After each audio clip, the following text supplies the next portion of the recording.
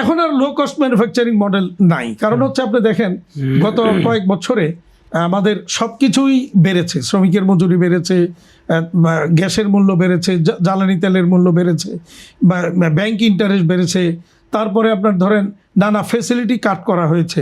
তাহলে আমার ইন্ডাস্ট্রির জন্য আগে যে ফেসিলিটিগুলি ছিল সেই ফেসিলিটি আর এখন নাই। এখন ম্যানুফ্যাকচারিং কস্ট বেড়েছে, উল্টা বায়াররা আনইথিক্যাল বাইং প্র্যাকটিস করছে, আমাদেরকে ন্যায্য মজুরি দিচ্ছে না, ফেয়ার প্রাইস দিচ্ছে না। এগুলি নিয়েও আমরা কথা বলে যাচ্ছি। ইউরোপিয়ান ইউনিয়নের সাথে আমরা এগুলি নিয়ে সেভারাল মিটিং করেছি, তাদের ডিউ ডিলিজেন্স নিয়ে কথা বলেছি। সেখানে ডিউ ডিলিজেন্সের মধ্যে 7টা এরিয়া মনিটরিং করার কথা বলেছে ইউরোপিয়ান ইউনিয়ন, কিন্তু সেখানে এই 7টা এরিয়ার মধ্যে কোথাও এই কথা বলা নাই যে তার ব্র্যান্ড বায়াররা ওই ইন্ডাস্ট্রিকে ন্যায্য মজুরি দিচ্ছে কিনা, ফেয়ার প্রাইস দিচ্ছে কিনা, এইটা মনিটরিংয়ের কোনো কথাবার্তা সেখানে নেই। অর্থাৎ বায়াররা যে অন্যায্যভাবে আনফেয়ার বাইং প্র্যাকটিস করছে সেইটা নিয়ে তাদের কোনো নজরদারি নেই। তাহলে একতরফাভাবে কোনোদিন কোনো জায়গায় মানে সাস্টেন করে না কোনো বিজনেস বা ইন্ডাস্ট্রি। পদ্মা সেতু, মেট্রো রেল এবং এলিভেটেড এক্সপ্রেসওয়ে নির্মাণের গর্বিত অংশীদার বসুন্ধরা সিমেন্ট। আদেম ভাই, পোশাক খাতের পণ্য বৈচিত্র্যকরণ তো আসলে অনেক দিন ধরেই চেষ্টা করা হচ্ছে, আসলে এটা ডেভেলপমেন্ট ওইভাবে হচ্ছে। দেখেন, আমরা পোশাক শিল্পে বৈচিত্র্য আনার জন্য আমরা চেষ্টা করে যাচ্ছি, দীর্ঘদিন যাবতীয় চেষ্টা করেছি। আপনারা যদি দেখেন, এর আগে আমরা খুব অ্যাগ্রেসিভলি ম্যানমেড ফাইবারে যাওয়ার জন্য আমরা চেষ্টা করেছি। সরকারের পলিসির নানা রকমের প্রতিবন্ধকতার কারণে আমরা সেই জায়গাগুলি যেতে পারি নাই। যদিও আজকের পোশাক শিল্প এতটুকু আসার পিছনে সরকারের, বিশেষ করে এনবিআরের নানা রকমের, বাংলাদেশ ব্যাংক, এনবিআর সহ সরকারের নানা রকমের পলিসির কারণেই কিন্তু আমরা এই পর্যায়ে আসতে পেরেছি। কিন্তু কখনো কখনো যেই মানে ওই সময়ের জন্য যে পলিসিটা প্রয়োজন, সেই পলিসিটা আসতে যখন দেরি হয়ে যায় তখন কিন্তু আমরা পিছিয়ে পড়ি, যেটা আমরা এখন পিছিয়ে পড়েছি। আসলে সরকারের যে নীতিমালা এবং প্রণোদনা, এটা কি আপনাদের জন্য যথেষ্ট? আমরা যেটা চাই, অ্যাকচুয়ালি আমরা চাই পলিসিগত সাপোর্ট, নীতি বা প্রণোদনা। কোনো ক্ষেত্রে প্রণোদনার প্রয়োজন আছে। অনেকে বলবেন যে আজকে 40-45 বছর, 50 বছর হয়ে গেছে, এরপরও কি এখনও কি প্রণোদনা দিতে হবে? আমি তাদের জন্য বিনীতভাবে তাদের এইটার উত্তরটা এইভাবে দিতে চাই।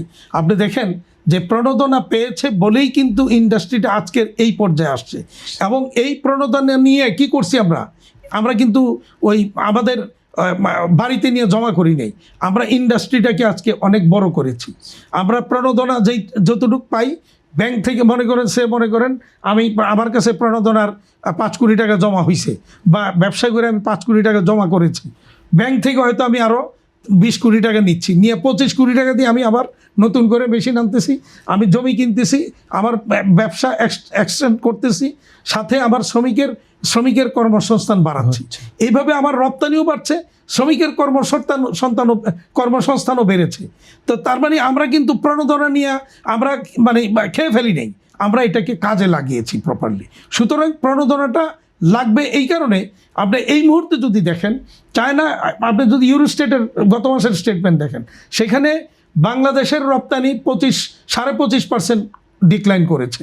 হোয়ারেস আপনি দেখেন চায়নার রপ্তানি 8% ডিক্লাইন করছে, ইন্ডিয়ারও এরকম কম, মানে আমাদের চেয়ে কম। কারণ তারা কি করলো, তারা নানা রকমের প্রণোদনা পেয়ে তারা ওখানে প্রাইসটা কমিয়ে দিয়ে আমরা সে মনে করেন একটা টি-শার্ট আমি $2 সেল করতেছি, ওরা গিয়ে কী করলো, এটাকে $1.80 70 নিয়ে আসতেছে।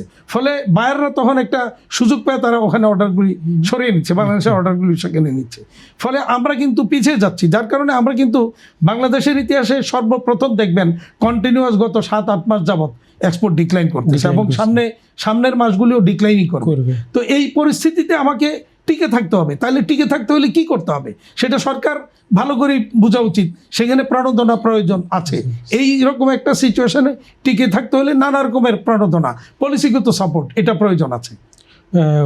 ব্যাংকের ঋণের উচ্চ সুদ শিল্পকে কিভাবে প্রভাবিত করছে এই মুহূর্তে যদি বলেন, আমি অবাক হয়ে দেখছি আমার এই 38-39 বছরের ব্যবসায়িক জীবনে, গার্মেন্টস এক্সপোর্টে জীবনে প্রথম দেখলাম ব্যাংকগুলি আমার ডকুমেন্টস নিয়ে পারচেস করে যে টাকা দেয় সেটার উপরে 15% ইন্টারেস্ট চার্জ করে, যেটা অতীতে কখনো ঘটেনি। আমরা এক্সপোর্ট করে ডকুমেন্টস দিলে পারচেস করে টাকা দিয়ে দিছে, কখনো ইন্টারেস্ট চার্জ করে নাই। কিন্তু এখন এটাকে 15%। আবার এইটার যদি মনে করেন আমি এই ডকুমেন্টস তো বাইরের কাছে যাবে, বাইরের যদি পেমেন্ট টাইমলি না দেয় তাহলে ওখানে 16.5% আবার ইন্টারেস্ট। এই যে ইন্টারেস্ট, এই ইন্টারেস্টেই তো আমরা শেষ হয়ে যেতেছি। এরপরে আবার নানা রকমের ব্যাংকিং অসহযোগিতা, নানা রকমের নানাভাবে বা আমাদেরকে এই ব্যাংকগুলি মানে এই মুহূর্তে অসহযোগিতা করছে, এবং অসহযোগিতা করে ইন্ডাস্ট্রি একটার পর একটা বন্ধ করে দিচ্ছে। পাশাপাশি যে আরও একটু বলতে হয়, কাস্টমসের আইন অনেক আছে, কিন্তু আইনগুলি যারা প্রয়োগ করে প্রয়োগের ক্ষেত্রে ফিল্ড লেভেলে যথাযথ প্রয়োগ হয় না। যেমন গতকালকে আমি একটু উদাহরণ দিই, আমি এনবিআর চেয়ারম্যান মহোদয় অত্যন্ত ভালো মানুষ। আমি মনে করি যে সরকার যদি সম্ভব হয়, ওনার যদি মেয়াদ শেষ হয়ে যায়, বর্তমান চেয়ারম্যানকে অন্তত চুক্তিভিত্তিক হলেও দিয়ে রাখা উচিত কন্টিনিউশনের জন্য। উনি বেশ কিছু ভালো উদ্যোগ নিয়েছেন, সেই উদ্যোগগুলি যদি সফল হতে পারেন তাহলে এই কাস্টমস মানে এনবিআর রিলেটেড যে সমস্যাগুলি অনেকটা সংশোধন হবে। আমি গতকালকের একটু উদাহরণ দিই। আমার কাছে এক মালিক আসছেন, উনি একটা একটা প্রাইস টেগ, বাইরের একটা প্রাইস টেগ আনছেন বিদেশ থেকে। তো সেই প্রাইস টেগের যে বন্ড কমিশনারের থেকে দেওয়া যে এইচএস কোড, সেই এইচএস কোডে উনি আনছেন। আনার পরে এখন চট্টগ্রাম কাস্টম হাউস বলছে যে না, এই এইচএস কোডে আসবে না। তো এনবিআর এর কিন্তু একটা প্রজ্ঞাপন দেওয়া আছে, যদি কারো কোনো এরকম এইচএস কোডের জটিলতা হয় তাহলে সেটা যেন রিলিজ দিয়ে দেয় 1 মাসের মধ্যে। ওই এইচএস কোড যদি তার বন্ডে না থাকে তাহলে সেটাকে ইনক্লুড করে তাদেরকে অবহিত করবে, এই শর্তে তাকে রিলিজ দিয়ে দিবে। কিন্তু তাকে চট্টগ্রাম কাস্টম হাউস তাকে মালটা রিলিজ দেয়নি।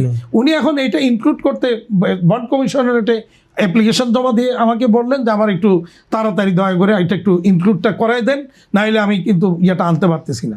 তখন আমি বললাম যে এরকম তো একটা বিধান আছে, আপনি এইটা অনুযায়ী এটা করছে না, এটা দিচ্ছে না তারা।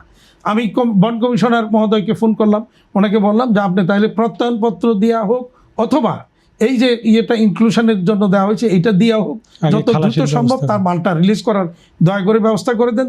এই কারণে যে একদিকে তার শিপমেন্ট বিলম্বিত হচ্ছে, অপরদিকে তার পোর্ট ড্যামেজ হচ্ছে। তো এই দুইটা থেকে রক্ষা করার জন্য তাকে, কিন্তু এই ধরনের কিছু ক্ষেত্রে কাস্টমসের খামখেয়ালি অসহযোগিতা, তারপরে আপনার এটাকে কি বলবো মানে নানা রকমের অসহযোগিতার কারণে আমাদের এই রপ্তানি খাত নানাভাবে ক্ষতিগ্রস্ত হচ্ছে।